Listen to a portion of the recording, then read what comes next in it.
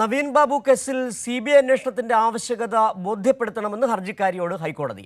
Case diary പൂർണ്ണമായും പരിശോധിക്കേണ്ടതുണ്ടെന്നും കോടതി. ഈ മാസം 12-ന് ഹർജി വീണ്ടും പരിഗണിക്കും. ഇപ്പോൾ വിവരങ്ങളുമായി തിയോഫിൻ കൊച്ചിയിൽ നിന്ന് ചേരുകയാണ്. തിയോഫിൻ, ചില ചോദ്യങ്ങൾ ഹർജിക്കാരിയോട് കോടതി ചോദിച്ചിരുന്നു. അതിൽ വളരെ പ്രധാനം എന്താണ്, CBI അന്വേഷണത്തിലേക്ക് പോകേണ്ട സാഹചര്യമുണ്ടോ എന്ന് ചോദിക്കുന്നത്. എന്തൊക്കെയായിരുന്നു ഇന്ന് കോടതിയിൽ നടന്ന കാര്യങ്ങൾ?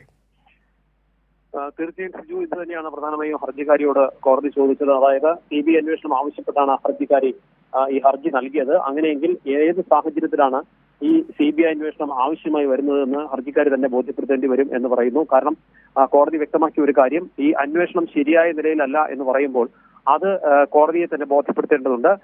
അന്വേഷണത്തിൽ എവിടെയാണ് പാളിച്ച എന്ന് ഹർജിക്കാരി വ്യക്തമാക്കണം. കാരണം വ്യക്തമായി തന്നെ കൃത്യമായി അന്വേഷണം നടക്കുന്നുവെന്ന് സർക്കാർ അറിയിക്കുന്ന സാഹചര്യത്തിൽ അന്വേഷണം നടക്കുന്നത് ശരിയല്ല, മറ്റൊരു കേന്ദ്ര ഏജൻസി അന്വേഷിക്കണമെന്ന് ആവശ്യപ്പെടുമ്പോൾ അതിന്റെ സാഹചര്യം ഹർജിക്കാരി തന്നെ കോടതിയെ ബോധ്യപ്പെടുത്തണമെന്ന ഒരു നിർണായകമായ കാര്യം കോടതി പറഞ്ഞിരിക്കുന്നു. അതോടൊപ്പം തന്നെ ഈ കേസ് ഡയറി വ്യക്തമായി തന്നെ കോടതിക്കൊന്ന് പഠിക്കേണ്ടതുണ്ട്. കാരണം കൂടുതൽ വിശദമായി അത് പരിശോധിച്ച ശേഷം മാത്രമേ നടപടിയെടുക്കാൻ കഴിയൂ, മറ്റ് തീരുമാനത്തിലേക്ക് പോകാൻ കഴിയൂ എന്നും കോടതി പറഞ്ഞു. ഇതോടൊപ്പം തന്നെ ഈ CBI അന്വേഷണം ആവശ്യപ്പെട്ട സാഹചര്യത്തിൽ തന്നെ CBIയുടെ അഭിഭാഷകൻ ഉണ്ടായിരുന്നു.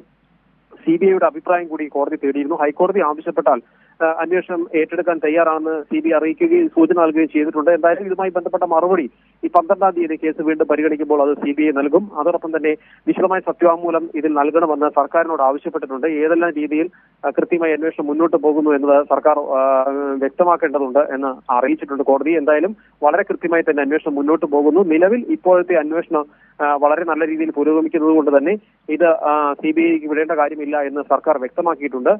അതോടൊപ്പം തന്നെ ഇതൊരു കൊലപാതകമാണെന്ന സൂചനകൾ നൽകിയിട്ടുണ്ട് ഹർജിക്കാരി. അങ്ങനെയെങ്കിൽ അതിന് ഇടയാക്കിയ സാഹചര്യം അല്ലെങ്കിൽ ഏത് സാഹചര്യത്തിലാണ് ഇത് കൊലപാതകമെന്ന് പരിഗണിക്കേണ്ടതെന്ന് കോടതി ചോദിച്ചിട്ടുണ്ട്. കാരണം അതിനിടയാക്കുന്ന അല്ലെങ്കിൽ കൊലപാതകമെന്ന് സംശയിക്കാവുന്ന രീതിയിലുള്ള എക്സ്റ്റേണൽ ഇഞ്ചുറീസ് എന്തെങ്കിലും ഉണ്ടോ എന്ന് കോടതി ചോദിച്ചു.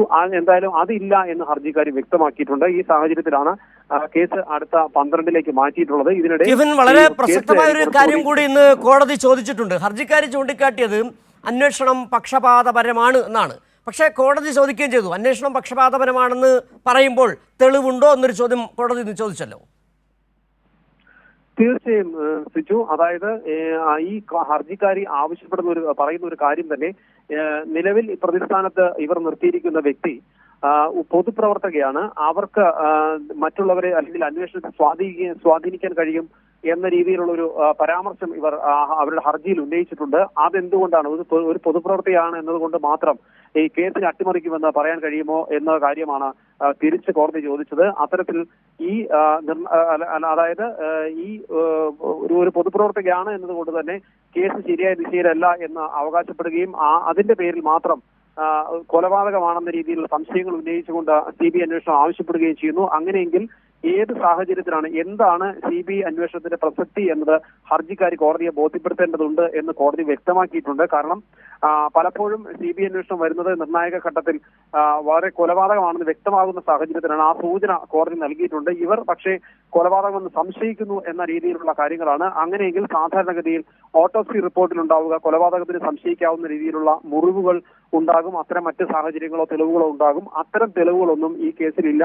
നിലവിൽ അങ്ങനെ ഒരു എക്സ്റ്റേണൽ ഇഞ്ചുറീസ് ഇല്ല എന്നതുകൊണ്ട് തന്നെ എങ്ങനെയാണ് കൊലപാതകമെന്ന് നിങ്ങൾ പറയുന്നത്, അതായത് ഹർജിക്കാരി പറയുന്നതനുസരിച്ച് അത് അംഗീകരിക്കാൻ കഴിയുക? ശരി, തിയോഫിനാണ് വിവരങ്ങൾ നൽകിയത്. നവീൻ ബാബുവിന്റെ മരണവുമായി ബന്ധപ്പെട്ട കേസിൽ CBI അന്വേഷണത്തിന്റെ സാങ്കത്യം എന്താണ്, സാഹചര്യം എന്താണ് എന്നുള്ളതാണ് ഹൈക്കോടതി ചോദിച്ചിരിക്കുന്നത്. ഒപ്പം തന്നെ ഹർജിക്കാരി പറഞ്ഞ അന്വേഷണം പക്ഷപാതപരമാണെന്ന് പറയുന്നതിന് തെളിവ് വല്ലതുമുണ്ടോ എന്നും ചോദിക്കുകയും ചെയ്തു. വിവരങ്ങളാണ് തിയോഫിൻ നൽകിയത്.